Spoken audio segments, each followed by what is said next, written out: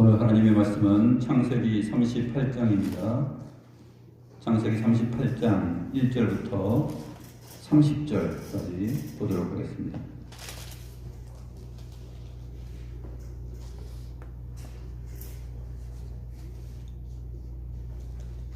(38장) 1절로 30절입니다. 제가 하나님의 말씀을 받들어 읽겠습니다. 그 후에 유다가 자기 형제들로부터 떠나 내려가서 아둘람 사람 히라와 가까이 하니라. 유다가 거기서 가나안 사람 수아라 하는 자의 딸을 보고 그를 데리고 동침하니 그가 임신하여 아들을 낳음에 유다가 그의 이름을 엘이라 하니라. 그가 다시 임신하여 아들을 낳고 그의 이름을 오난이라 하고 그가 또 다시 아들을 낳고 그의 이름을 셀라라 하니라. 그가 셀라를 낳을 때에 유다는 거십에 있었더라. 유다가 장자 엘을 위하여 아내를 데려오니 그의 이름은 다말이더라. 유다의 장자 엘이 여호와가 보시기에 악함으로 여호와께서 그를 죽이신지라. 유다가 오난에게 이르되 네 형수에게로 들어가서 남편의 아우된 본분을 행하여 내 형을 위하여 씨가 있게 하라. 오난이 그 씨가 자기 것이 되지 않을 줄 알므로 형수에게 들어갔을 때에 그의 형에게 씨를 주지 아니하려고 땅에 설정하매 그 일이 여호와가 보시기에 악함으로 여호와께서 그도 죽이시니 유다가 그의 며느리 다말에게 이르되 수절하고 내 아버지 집에 있어 내 아들 셀라가 장성하기를 기다리라 하니 셀라도 그 형들같이 죽을까 염려함이라. 다말이 가서 그의 아버지 집에 있으니라. 얼마 후에 유다의 아내 수아의 딸이 죽은지라. 유다가 위로를 받은 후에 그의 친구 아둘람 사람 히라와 함께 딥나로 올라가서 자기의 양털 깎는 자에게 이르렀더니 어떤 사람이 다말에게 말하되 내 시아버지가 자기의 양털을 깎으려고 딥나에 올라왔다 한지라. 그가 그 과부의 의복을 벗고 너울로 얼굴을 가리고 몸을 휩싸고 딥나 길 곁 에나임 문에 앉으니 이는 셀라가 장성함을 보았어도 자기를 그의 아내로 주지 않음으로 말미암음이라.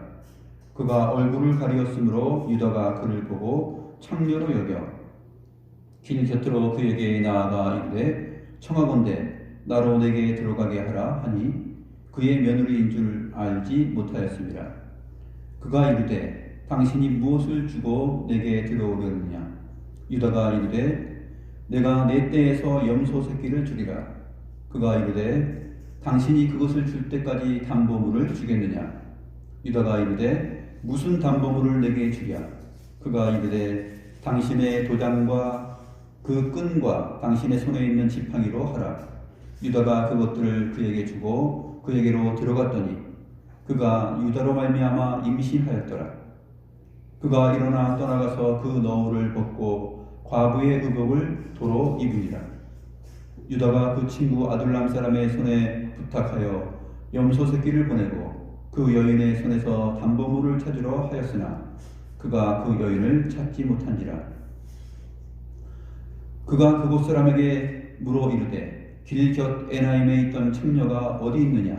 그들이 이르되 여기는 창녀가 없느니라. 그가 유다에게로 돌아와 이르되 내가 그를 찾지 못하였고 그곳 사람도 이르기를 거기에는 창녀가 없다 하도이다 하더라. 유다가 이르되 그러 그것을 가지게 두라. 우리가 부끄러움을 당할까 하노라. 내가 이 염소 새끼를 보냈으나 그대가 그를 찾지 못하였느니라. 석 달쯤 후에 어떤 사람이 유다에게 일러 말하되 내 며느리 다말이 행음하였고 그 행음함으로 말미암아 임신하였느니라. 유다가 이르되 그를 끌어내어 불사르라. 여인이 끌려나갈 때에 사람을 보내어 시아버지에게 이르되 이 물건 임대로 말미암아 임신하였나이다. 청하건대 보소서 이 도장과 그 끈과 지팡이가 누구의 것이니까 한지라. 유다가 그것들을 알아보고 이르되 그는 나보다 옳도다. 내가 그를 내 아들 셀라에게 주지 아니하였음이로다 하고 다시는 그를 가까이 하지 아니하였더라. 해산할 때 보니 쌍테라 해산할 때에 손이 나오는지라 산파가 이르되 이는 먼저 나온 자라 하고 홍색 실을 가져다가 그 손에 메었더니 그 손을 도로 들이며 그의 아우가 나오는지라 산파가 이르되 네가 어찌하여 터뜨리고 나오느냐 하였으므로 그 이름을 베레스라 불렀고 그의 형 곧 손에 홍색 실 있는 자가 뒤에 나오니 그의 이름을 세라라 불렀더라.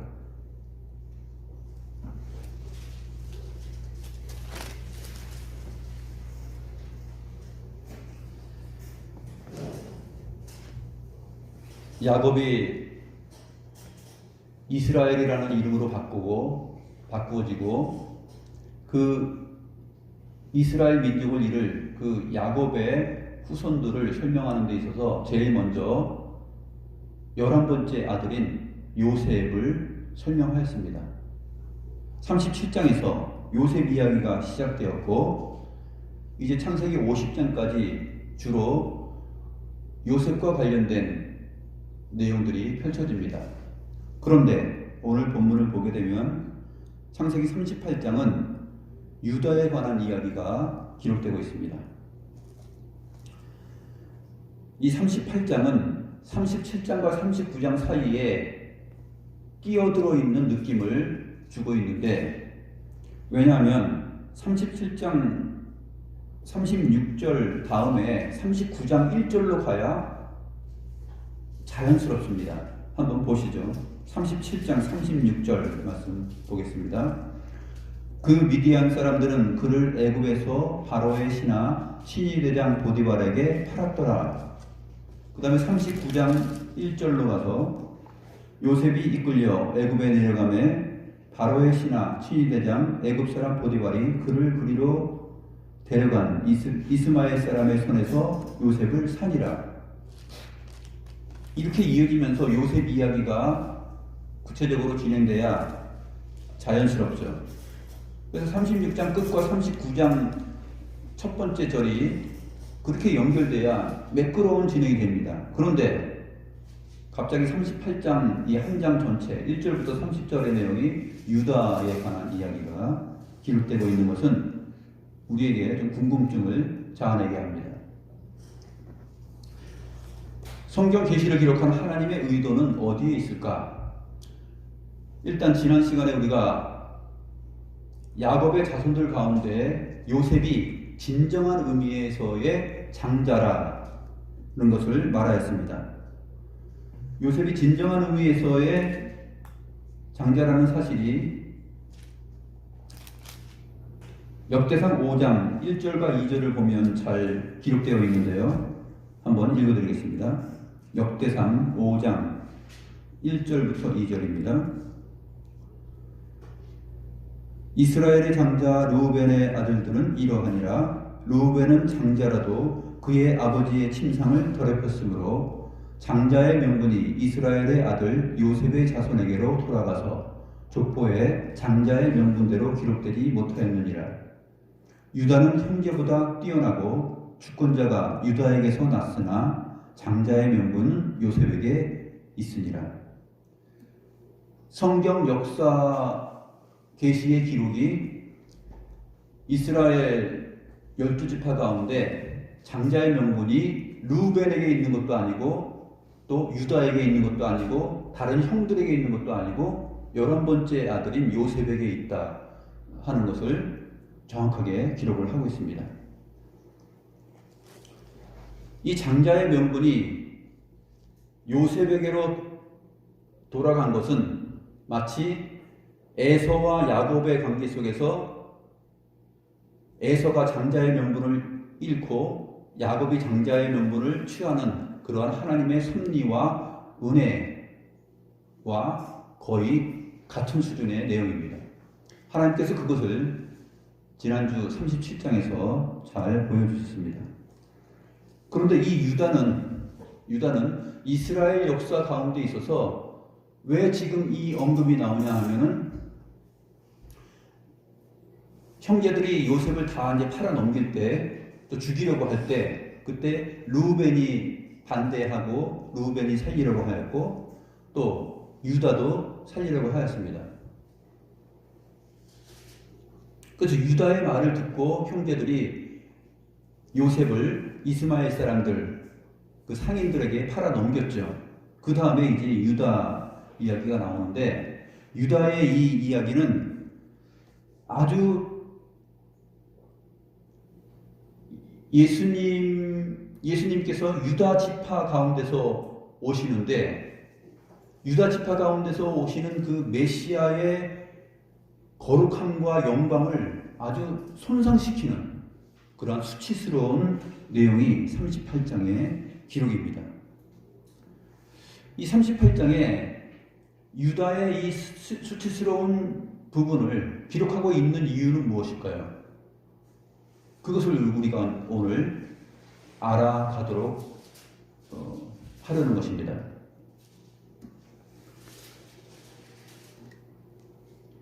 미리 한번 말씀을 드리자면, 그리스도의 영광은 인간적인 조상들에게서 유래하지 않는다라는 것을 성경이 보이고자 하는 의도가 있어요. 만약에 인간 조상이 정말로 거룩하고 훌륭하고 왕족이고 그 탄탄한 인격을 가지고서 영광을 가지고 있었다면, 그 가운데 오시는 메시아는 그렇지, 그렇게 훌륭한 가문이고 훌륭한 조상이고 그렇기 때문에 그 아들도 역시 메시아가 오는 것이 당연하지 라고 생각할 수 있지만, 유다 지파에서 주님께서 오시는데, 이 유다 지파의 첫 조상격이 되는 이 유다가 이렇게 수치스럽고 그의 생애 속에 얼룩진 이 인생을 가지고 있었다 하는 것을 성경이 기록하는 이유는, 하나님께서 이러한 인간의 형상을 따라서 주님이 오시는 것이 아니라 하나님의 정하신 뜻과 하나님의 아들의 영광이 오히려 더 돋보이게 하기 위하여서 유다의 이 얼룩지고 수치스러운 면모를 성경이 기록하고 있다 하는 것을 여러분들이 미리 염두에 두면서 오늘 본문을 살펴보도록 하면 유익합니다. 그래서 우리로 하여금 세상적인 광채를 사모하고 구하지 않고 하늘로부터 오는 참 빛이신 주님의 그 광채를 우리가 사모하고 기대할 수 있게 만드는 대목이 뭐냐면, 바로 유다 지파 가운데 주님께서 오시는데 이 유다가 이러한 수준이었다 하는 것을 생각하는 것이 성경 저자의 의도입니다.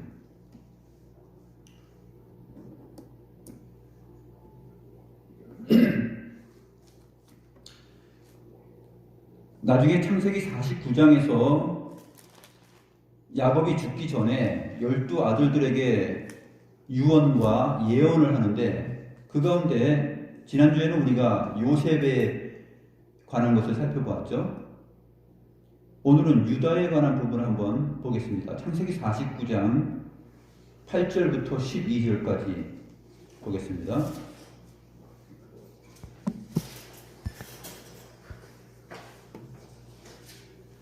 8절부터 보면, 유다야, 너는 내 형제의 찬송이 될지라.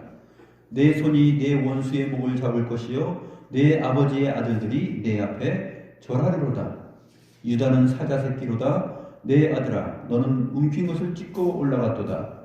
그가 엎드리고 웅크림이 숫사자 같고 암사자 같으니 누가 그를 범할 수 있으랴. 주가 유다를 떠나지 아니하며 통치자의 지팡이가 그 발 사이에서 떠나지 아니하기를 실로가 오시기까지 이르리니 그에게 모든 백성이 복종하리로다.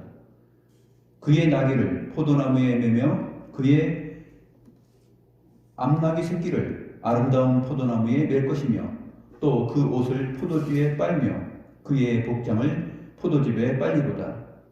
그의 눈은 포도주로 인하여 붉겠고 그의 이는 우유로 말미암아 희리로다. 이게 유다 지파 가운데서 결국 왕의 출생이 있다라는 것을 야곱이 죽기 전에 지금 예언을 하고 있습니다.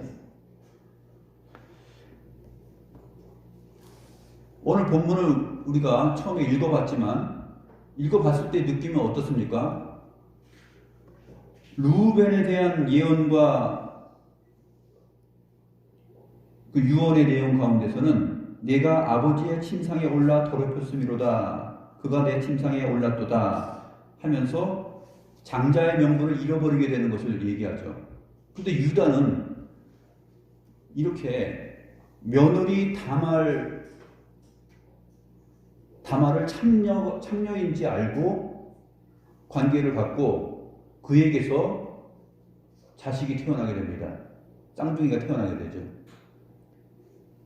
근데 야곱이 마지막에 하나님의 영으로 충만하여서 죽기 전에 이 유언과 예언을 할 때에 유다에게 있었던 이 뼈아픈 이야기, 이것이 정말 르우벤의 사건처럼 악한 일이라면 유다에게 그것을 언급했겠죠. 너는 그러한 짓을 하였으니 너에게서 무슨 홀이 나오겠느냐, 너에게서 무슨 왕이 나올 수 있겠느냐, 이렇게 기록했겠죠. 그러나 창세기 49장 8절부터 12절의 내용은 르우벤의 그러한 잘못을 언급한 것처럼 유다가 자기 며느리를 속이고 다말을 참녀로 알고 그와 함께 동침하여서 아들들을 낳은 이야기, 그 이야기가 악하다라는 얘기를 안 합니다. 그리고 오직 복된 축복의 메시지만 전해지고 있습니다.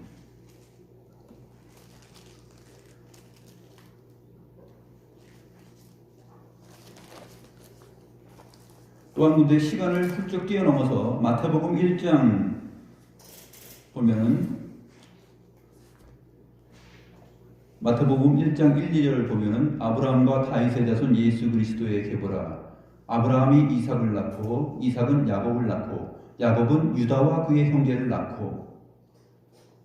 그래서 아브라함의 자손으로 또 다윗의 자손으로 오시는 예수 그리스도의 계보, 이 책을 설명할 때 야곱은 유다와 그의 형제를 낳고라는 표현을 합니다.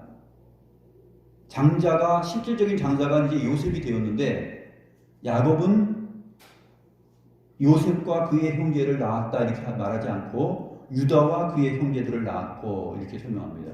이 얘기는 왜 그렇게 하였을까요?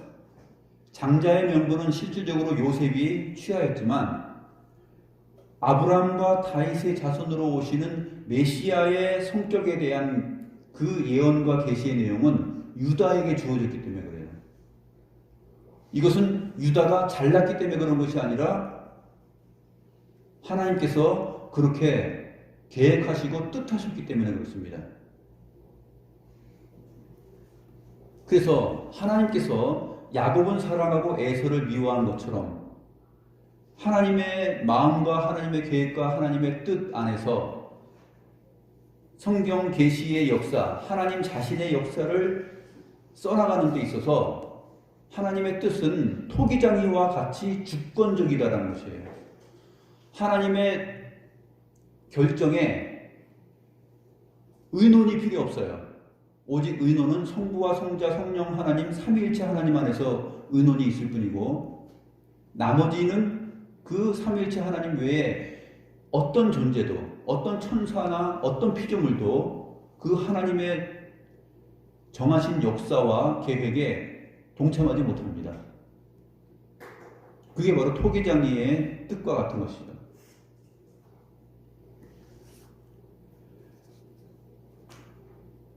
우리가 세상을 살아나가면서 이거는 정말 이해되지 않는다. 이런 놈에게서 이렇게 보배스러운 자식이 나올 수 있어?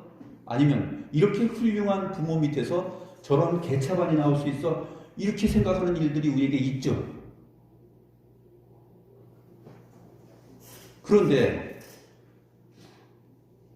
유다에게서 메시아가 온다라는 것은, 이렇게 형편없는 유다에게서 메시아가 온다라는 것은 메시아의 영광의 강체를 가리고 어설프게 만드는 것이 아니라 오히려 그 영광과 그의 주권과 뜻을 돋보이게 하기 위함이다. 결국 메시아는 인간들의 후손으로 오는 것이 아니라 하나님의 아들로서 오는 것이다라는 것을 성경 계시가 말하고자 하는 것이에요. 그것이 의도입니다.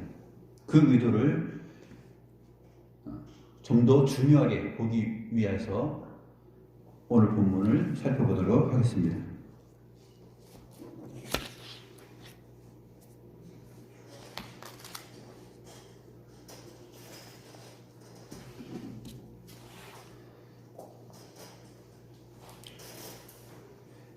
사실 마태복음 1장에 나타나 있는 이 예수님의 족보에는 여성 이름이 5번 나옵니다. 3절에 유다는 다말에게서, 다말이라는 여인에게서, 이방 여인이죠. 다말에게서 베레스와 세라를 낳고 이렇게 되어 있고, 두 번째는 5절에 보면 살몬은 라합에게서, 라합도 역시 여리고성에 있었던 기생 라합, 이방인이죠. 라합에게서. 그 다음에 세 번째는 보아스는 루색에서, 5절에 보면 보아스는 루색에서, 룻도 모압 여인, 이방 여인입니다.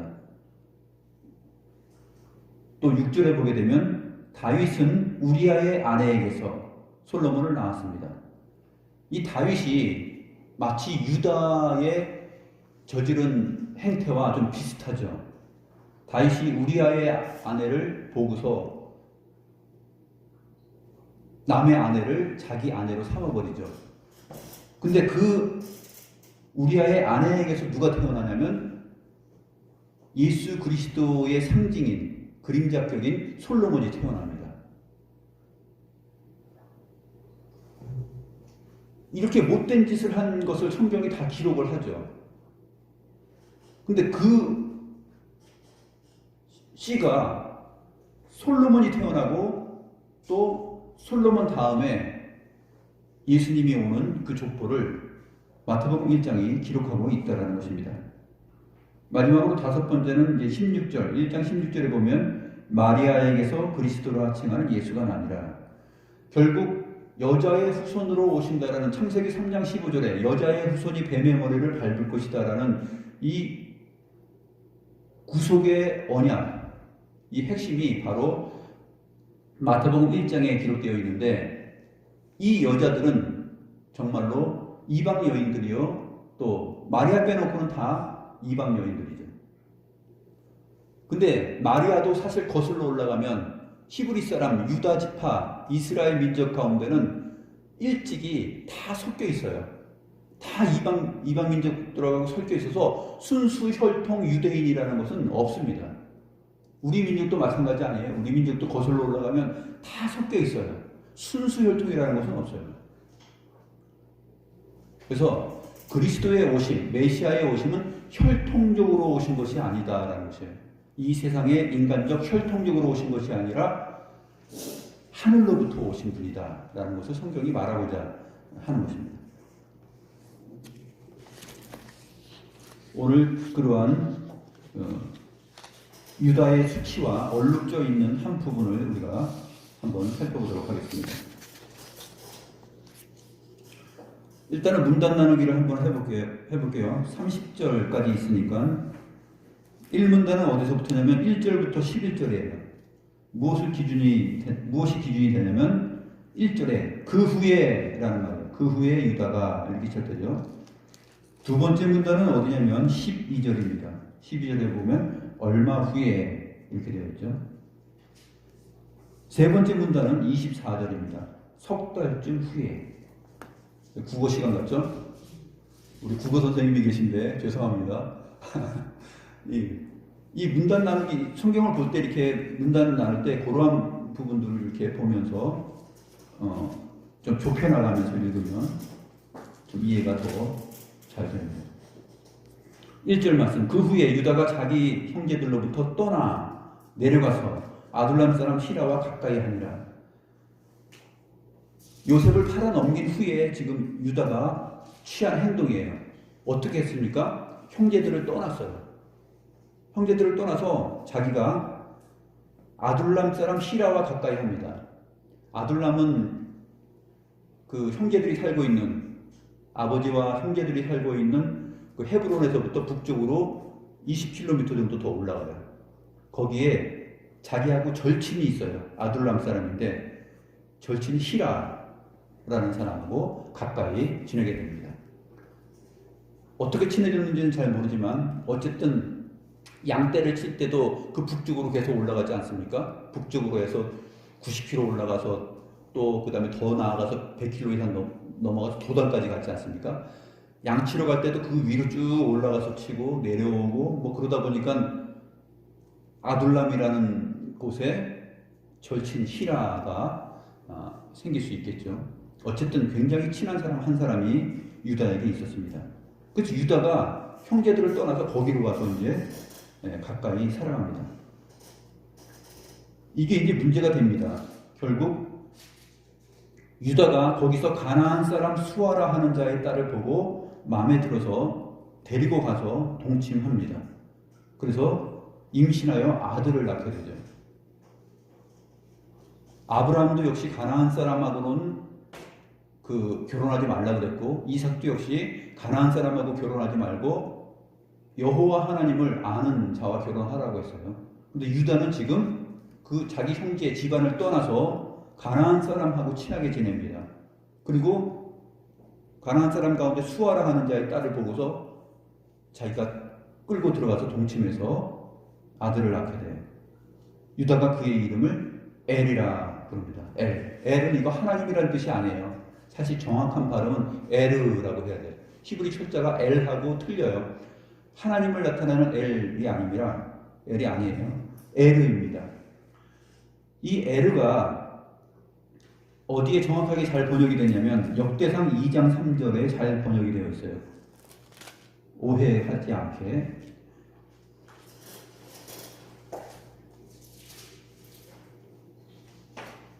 역대상 2장 3절을 보면 유다의 아들은 에르와 오난과 셀라니. 그러니까 역대상을 번역한 사람하고 창세기 38장을 번역한 사람하고는, 창세기 38장 번역한 사람은 히브리어가 좀 딸리는 사람이에요. 누가 뭐 교수들이 했겠지만 이거 굉장히 실수를 한 것이죠. 오해하게끔. 역대상 2장 3절을 번역한 사람은 잘 번역했어요. 오해하지 않게 에르. 그래서 에르입니다. 그래서 에르라 하였는데 또 다시 임신하여 아들을 낳고 오난이라 하고 또 세 번째는 셀라를 낳습니다. 그 세 아들을 낳았어요. 그런데 문제는 유다가 가나안 여인을 취하여서 이렇게 살아가다 보니까 이 자식들이 하나님의 마음에 들지 않게 아마 성장을 한 것 같아요. 그래서 유다가 또 장자 에르를 위하여서 아내를 데려오는데 그의 이름이 다말이었습니다. 7절 말씀 보시면 유다의 장자 이 에르가 여호와가 보시기에 악함으로 여호와께서 그를 죽이셨다, 이렇게 기록하고 있습니다. 여호와 보시기에 악함으로, 어떤 부분이 악했는지 모르지만 구체적으로 설명이 안 되어 있지만 여호와께서 그를 죽일 만큼 악한 거예요.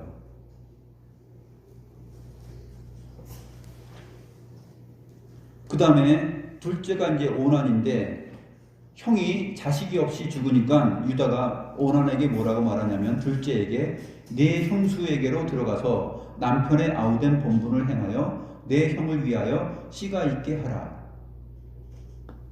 이 고대의 관습이에요. 형이 자식이 없이 죽으면 결혼하지 않은 그 아우가 형수하고 성관계를 하여서 형을 위하여서 자식을 낳아줘야 돼요. 그게 고대 사회의 전통이었습니다. 그래서 유다가 그렇게 얘기를 하죠. 네 형을 위하여 씨가 있게 하라. 그러니까 둘째 오난이 어떻게 생각합니까? 그렇게 될 수 없다. 내가 만약에 형수하고 관계를 맺어서 동침하여서 씨를 주고 자식이 태어나면 내 자식이 되는 것이 아니라 그 자식은 형의 자식이 되는 거예요. 그러니까 이 둘째가 이렇게 생각합니다. 오난이 그 씨가 자기 것이 되지 않을 줄 알므로 형수에게 들어갔을 때 그의 형에게 씨를 주지 아니하려고 땅에 설정하며.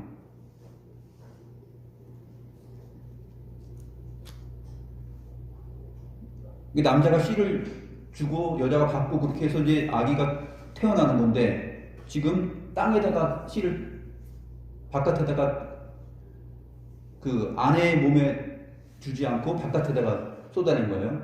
그러니까 그 일이 10절 말씀, 그 일이 여호와 보시기에 악함으로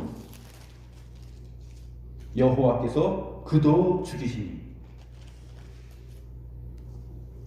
이 10절의 내용을 미루어 보게 되면 그 일이 여호와 보시기에 악함으로 여호와께서 그도 죽이시니 라는 이 말을 봤을 때 7절 말씀, 유다의 장자 엘이 여호와 보시기에 악함으로 여호와께서 그를 죽이신지라 했을 때 아마 이 에르가 이 오난처럼 자식을 낳지 않으려고 의도적으로 했을 수도 있다라는 생각을 할 수도 있습니다. 정확하진 않지만 성경이 기록되어 있지 않으니까 정확하게 확정적으로 말할 수는 없지만 10절을 근거로 봤을 때 너무나 이 표현이 비슷해서 그렇게 생각해 볼 수도 있어요. 그러나 성경이 정확하게 언급하지 않고 있기 때문에 정확하다라고 보기는 힘듭니다.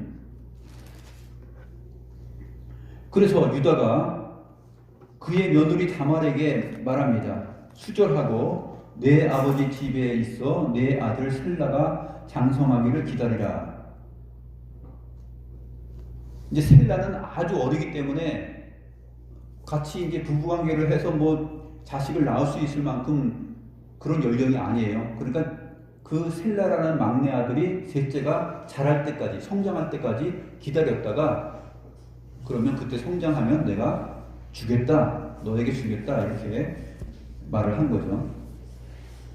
그래서 집에 가서 기다리라. 너네 친정 집에 가서, 너의 아버지 부모 집에 가서 기다리고 있어라 이렇게 말합니다. 그런데 유다의 속뜻은 뭐예요? 속뜻은 바로 그 이유가 나옵니다.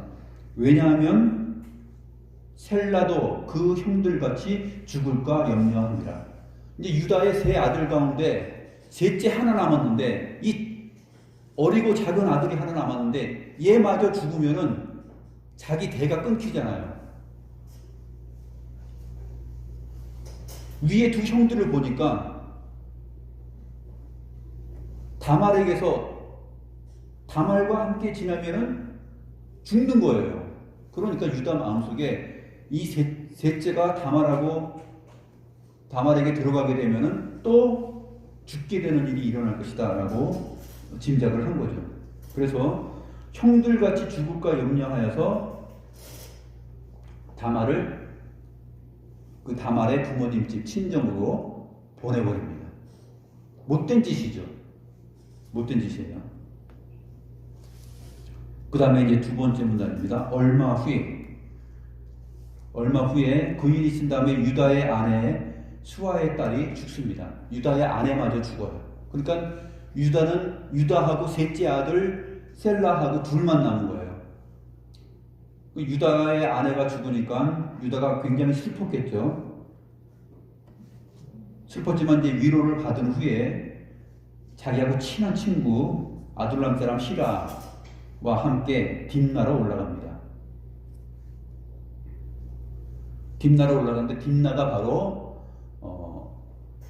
며느리가 살고 있는 땅입니다. 어떤 사람이 다말에게 소식을 전합니다. 너의 시아버지가 자기의 양털을 깎으려고 딥나에 올라왔다. 양털을 깎으려고 올라왔어요. 그런데 이 유다의 마음속에는 양털 깎는 것에 관심이 있고 자기 친구하고 함께 거하는 것에 관심이 있지 자기 며느리에 대해서 살펴보는 마음이 전혀 없어요. 며느리 입장을 생각하면 어떻게 해야 됩니까? 그 뒷나로 올라가서 제일 먼저 가야 될 곳이 그래도 어디예요? 그 집을 찾아가가지고 아가 너 참 고생이 많지. 왜냐하면 지금 과부의 옷을 입고 과부로 지금 지내고 있거든요. 찾아가서 시아버지의 역할을 해야 됩니다. 얼마나 힘들고 고생이 많니? 뭐 조금만 기다려라 이렇게 해야 되는데 자기 일에만 지금 관심이 있습니다. 그래서 이러한 시아버지의 모습을 보고 14절에 다말이 결심을 합니다. 그가 그 과부의 의복을 벗고. 왜 벗었을까요? 열받은 거죠. 열받은 거예요. 자기는 돌아보지도 않고 그 속마음이 셀라도 그 형들같이 죽을까 해서 그 하나 아들, 막내 아들 살려볼까 하고 지금 이러한 마음을 갖고 있는 것이에요. 그 속이 다 들여다 보입니다. 그래서 다말이 과부의 의복을 벗고 너울로 얼굴을 가리고 몸을 휩싸고 딥나 길곁 에나임 문에 앉으니.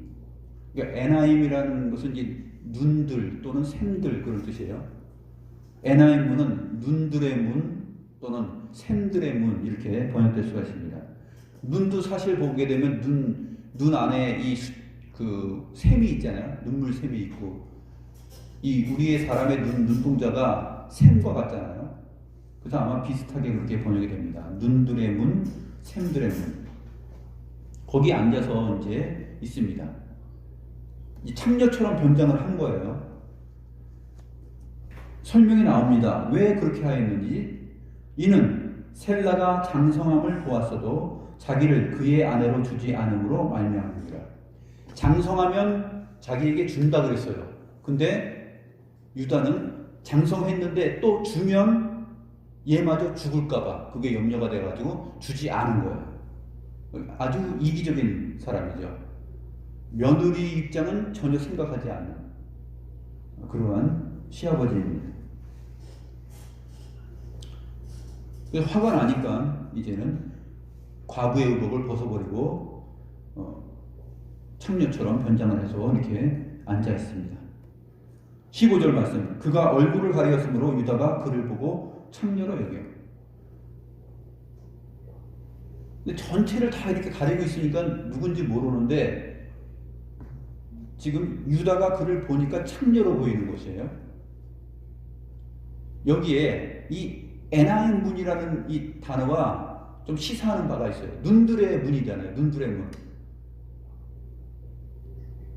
이 눈들은 유다의 눈으로 그 며느리를 봤을 때는 창녀로 보여요. 근데 이 유다의 며느리 다말의 눈으로 유다를 봤을 때는 정말 못된 시아버지예요. 그래서 유다가 약속한 그 약속을 지키고 이루게 하기 위하여서 마음을 먹은 거예요. 아버님이 약속한 거 지키셔야죠. 근데 아버님은 전혀 지킬 의지가 없습니다. 그러니 내가 그 약속을 반드시 지켜내게끔 만들겠습니다 하고 옷으로 자기를 알아보지 못하게 다 갈아입고 그 에나임 문에 있었던 것이에요. 그래서 두 사람의 눈이 사실은 상대를 보는 그 관점이 서로 다른 것입니다. 그래서 에나임 문, 이 눈들의 문 이런 부분들은 그런 부분을 혹시 생각할 수 있지 않을까 하는 생각을 개인적으로 해봅니다. 어쨌든 창녀로 여겼습니다. 창녀는 히브리어로 뭐냐면 자나예요. 자나. 근데 여기서는 이제 조나로 되어 있어요. 조나. 자고 있나 졸고 있나. 창녀. 남자와 함께 자면 그게 모르는 남자와 함께 다른 사람과 자면 창녀죠. 그래서 히브리어 자나, 원래는 자나라는 단어인데 그렇게 하면 기억하기가 쉽습니다. 유다가 창녀로 여겨 그에게 나아가 이르되 청하건대 나로 내게 들어가게 하라 하니 그의 며느리인 줄 알지 못하였습니다. 그래서 유다가 그렇게 말을 할 때 당신이 무엇을 주고 내게 들어오려느냐. 대가가 있어야 되잖아요. 지불할 수 있는 대가가 있어야 됩니다. 그러니까 유다가 내 때에서 염소 새끼를 줄 것이다. 그러니까 당신이 그것을 줄 때까지 담보물을 주겠느냐. 이 다말이 아주 지혜롭죠. 다말이 사악한 것이 아니라 지혜로운 것이에요. 다말은 지금 유다가 말한 그 약속을 지키고 얻어내게 하기 위해서 이러한 일을 지금 하고 있는 것입니다. 유다가 이르되 무슨 담보물을 내게 주랴? 그가 이르되 당신의 도장과 그 끈과 당신의 손에 있는 지팡이로 하라. 이 도장, 끈, 지팡이는 그 사람이 누구인지를 그 신원을 파악하게 하는 것과 같아요. 우리가 가지고 있는 주민등록증 같은 거예요. 운전면허증 이런 거예요. 아, 이 사람이 이런 사람이구나. 그것도 신분을 나타내요. 신분증. 이 사람 국회의원이네. 이 사람 좀 그 대기업 회장이네. 명함 같은 거, 명함, 신분증 이런 거예요. 도장은 뭐냐면 도장은 원통형 돌에 구멍을 뚫어가지고 거기에다 줄을 끼워가지고 목에다 걸고 다녔어요. 그래서 거기에 자기를 상징하고 자기를 나타내는 명함과 같은 그러한 그 표현들을 했습니다. 문양들이 거기에 새겨져 있어요. 그래서 그 도장으로 결제도 하는 거예요. 결제도 할 수 있는 것입니다. 그래서 카드 결제할 때 하는 그 카드와 같아요. 카드와 같고 또 신분증 역할도 하고 하여튼 여러 가지를 합니다. 그 끈도 그렇고 지팡이도 마찬가지입니다. 지팡이 위에도 그 장식을 했어요. 그 사람을 특징 짓는, 그 사람의 특징을 설명하는 자기만의 그 장식을 하였습니다. 또 거기에 이름도 새겼고요. 자기 이름도 새기고. 그래서 도장, 끈, 지팡이로 하라. 그것을 담보물로 받고 이제 유다가 자기 며느리 다말에게 들어갑니다. 그래서 관계를 하고서 바로 자식이 생겨요. 며느리 다말에게 자식이 생깁니다. 누구의 자식이에요? 자기 시아버지예요.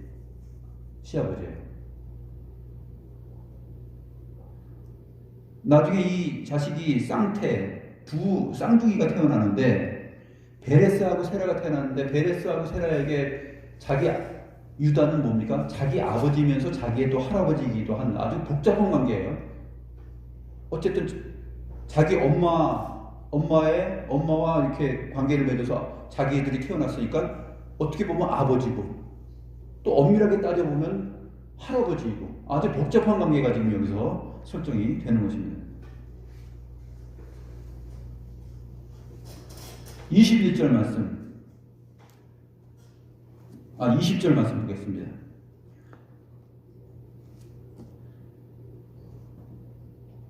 이제 이 일이 있은 다음에 유다로 말미암아 임신한 다음에 바로 너울을 벗고 과부의 의복을 도로 입고 있습니다.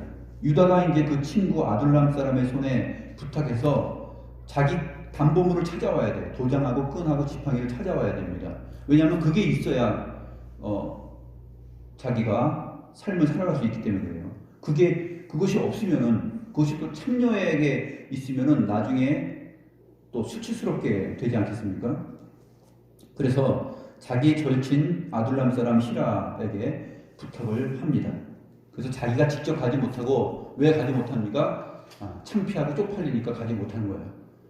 창피하니까 못 가는 거예요. 자기가 직접 가서 그거를 여기서 참녀 못 봤어요 하면서 이렇게 어디 있지 하면서 찾아다니면 자기의 그 동행선이 이렇게 보이게 되면은 저 사람이 그런 짓을 한 사람이야 하면서 자기 인격에 손상이 강합니다. 그래서 누구를 보내냐면 친구, 절친 히라를 보냅니다. 그래서 대신 좀 찾아와줘 이렇게 얘기를 하는 거죠.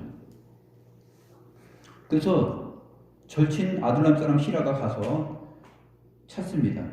찾아봤는데 없어요. 히라가 그곳 사람에게 물어 이르되 길 곁 에나임에 있던 참녀가 어디 있느냐? 그들이 이르되 여기는 참녀가 없느니라. 그가 유다에게 돌아와서 이르되 내가 그를 찾지 못하였고 그곳 사람도 이르기를 거기에는 참녀가 없다 하더이다. 21절 22절에서 참녀로 쓰인 히브리어 단어는 놀랍게도 틀립니다. 15절하고 틀려요. 15절은 자나였잖아요. 여기서 21절과 22절에서는 거룩함을 나타내는 거룩함, 신성함, 그러한 의미를 갖고 있는 코데시라는 단어를 씁니다. 그래서 에나임에 있던 창녀가 어디 있느냐 했을 때는 그 거룩한 여자가 어디 있느냐라는 말이에요. 하크데샤 해가지고 코데시라는 그 거룩함, 신성함, 성결함이라는 단어를 써요.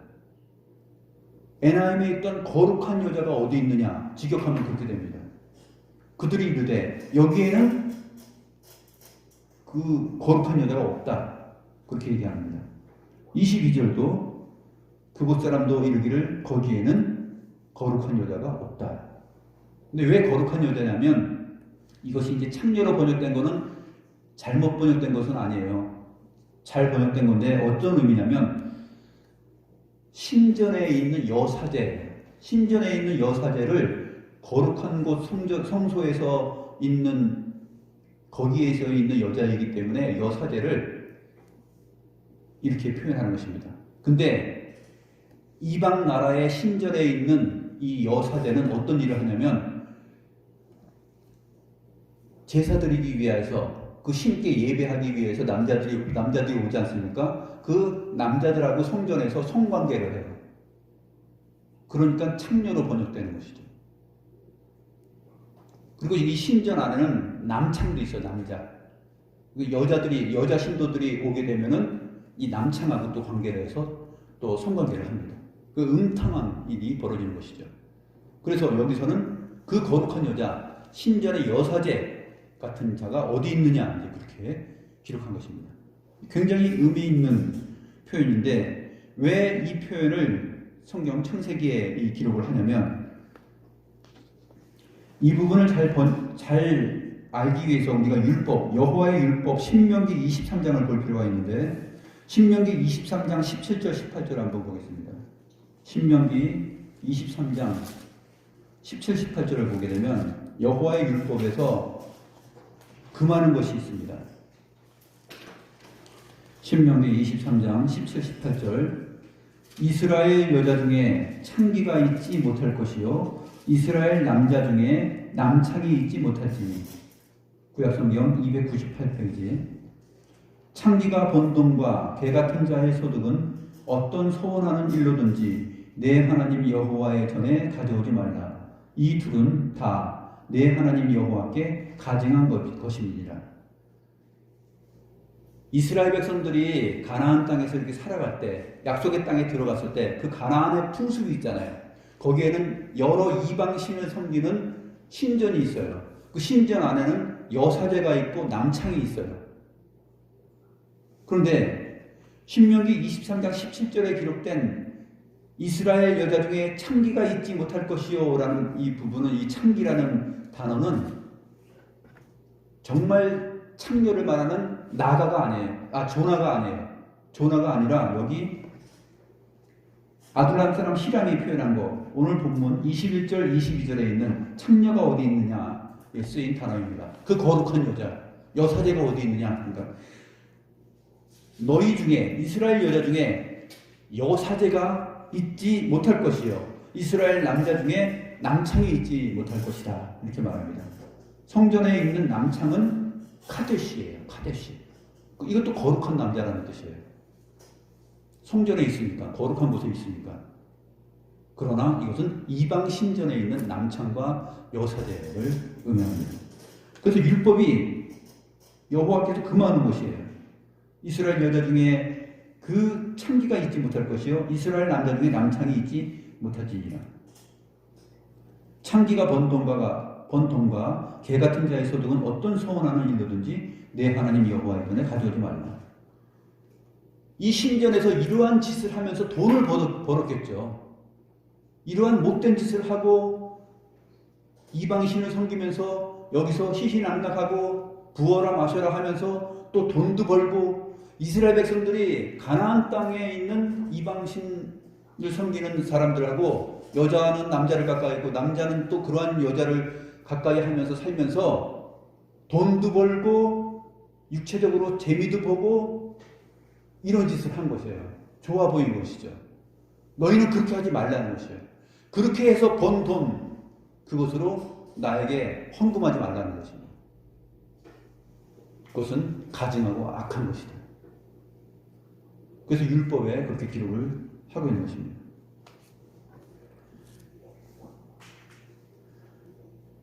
그래서 아둘람 사람 히람이 바로 이제 그렇게 표현했는데, 오늘 보면 21절, 22절에 나와 있는 창녀라는 단어는 신명기 말씀을 생각해야지만이 정확하게 이해가 됩니다.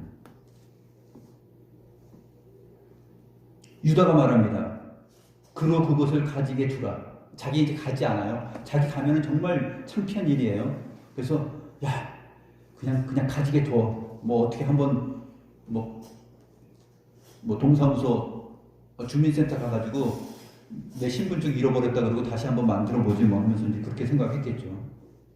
가지게 두라. 우리가 부끄러움을 당할까 하노라. 그래서 우리가 자꾸 이렇게 설치고 다니고 그 사람 어디 있느냐 이렇게 찾고 다니다 보면은 내 일이 다 뽀록 날 거 아니에요. 내가 못된 짓을 한 것이 뽀록 나니까 이게 창피한 일이니까 이제 하지 말자 이렇게 얘기를 합니다. 내가 이 염소 새끼를 보냈으나 그대가 그를 찾지 못하였느니라. 이렇게 설명을 합니다. 그 다음에 마지막 단락, 석 달쯤 후에 어떤 소식이 들려오냐면 어떤 사람이 유다에게 일러 말합니다. 내 며느리 다말이 행음하였다. 그 행음함으로 말미암아 임신하였느니라. 과부로 있는데 못된 짓을 하지 않고서 어떻게 임신할 수 있냐. 3개월이 지났어요. 석 달이 지났으니까 티가 나겠죠. 임신한 것이. 그래서 그러한 소식이 들려옵니다. 유다가 화를 버럭 내죠. 그를 끌어내어 불사르라. 이렇게. 그를 끌어내어 불사르라. 엄청난 말을 합니다. 자기의 잘못은 대들보 같은데 지금 며느리 티끌 같은 거 보고서 아마 그렇게 화를 내는 것 같아요.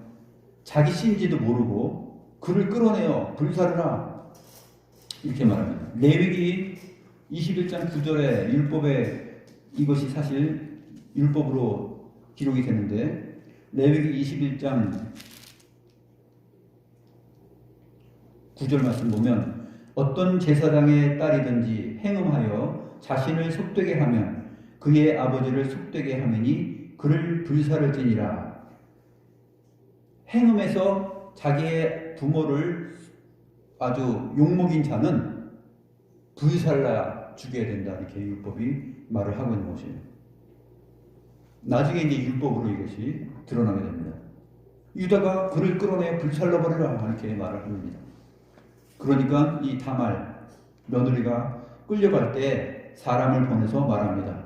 25절 이 물건 임자로 말미암아 임신하였다. 청하건대 보소서 이 도장과 그 끈과 지팡이가 누구의 것입니까? 유다가 그것들을 알아보죠. 얼굴이 새파랗게 질리거나 아주 핏기가 다 없어졌겠죠.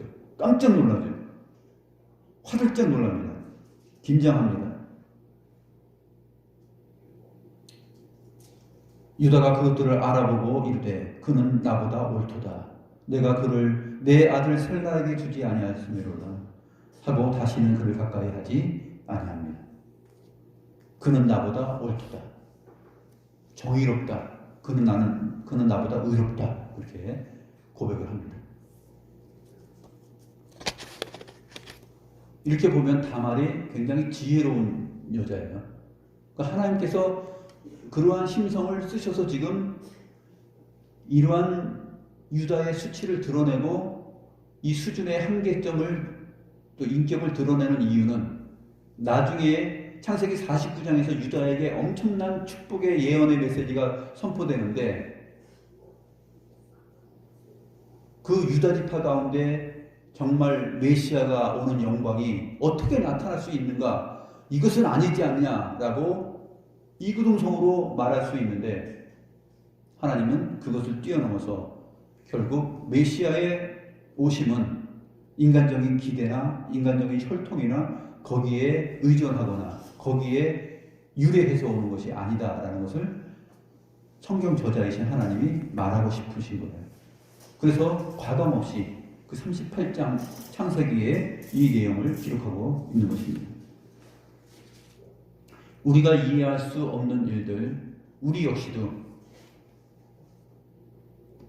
우리들도 또 주변을 보게 되면은 정말로 기대할 수 없는 부모의 수준, 아주 낮은 수준, 정말 저급한 수준의 부모로 두고 있어도 하나님께서 택하신 자들은 주의 백성이 되고, 신실한 가정에 있는 자들이 또 하나님을 전혀 알지 못하는 가운데 살아가기도 합니다.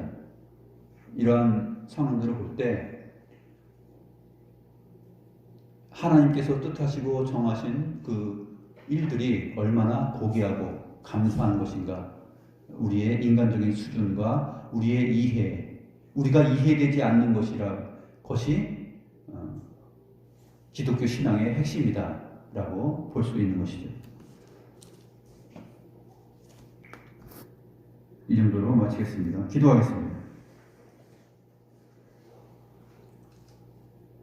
하나님 아버지, 우리의 이성과 우리의 지식과 우리의 경험으로 이해할 수 없는 일들이 성경에는 많이 나타납니다. 이렇게 유다의 치졸하고 수치스럽고 얼룩진 일생을 38장에서 기록하고 있는 것과 창세기 49장에 나타난 그의 영광스러움에 대한 예언의 메시지, 이것이 정말 상급을 보여주고 이해할 수 없게 만들지만 하나님의 정하신 뜻과 하나님의 섭리와 계획과 하나님의 주권을 우리가 생각하면서 그리스도의 오심은 인간의 영광스러운 혈통과 집안에 있는 것이 아니라 하나님 자신의 뜻에, 하나님의 선하신 의지와 뜻에 있다라는 사실을 우리가 알아갑니다. 우리의 삶 역시, 또 나 자신의 존재 역시 이해할 수 없는 일들이 많고, 또 우리 주변에 있는 우리가 아는 사람들의 삶을 볼 때 이해할 수 없는 부분들이 많이 있을 때 우리가 이 말씀을 기억하면서 하나님의 오묘하고 또 심오한 이 하나님의 주권의 세계를 성경 계시의 말씀을 통해서 우리가 기억하면서 나 자신과 우리 주변을 바라보게 하옵소서.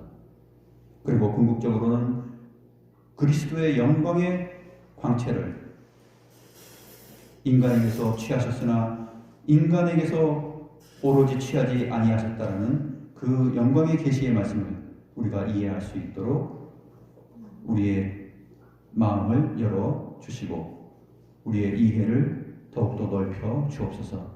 감사함을 드렸고 살아계신 우리 구주 예수 그리스도의 이름으로 기도드립니다. 아멘.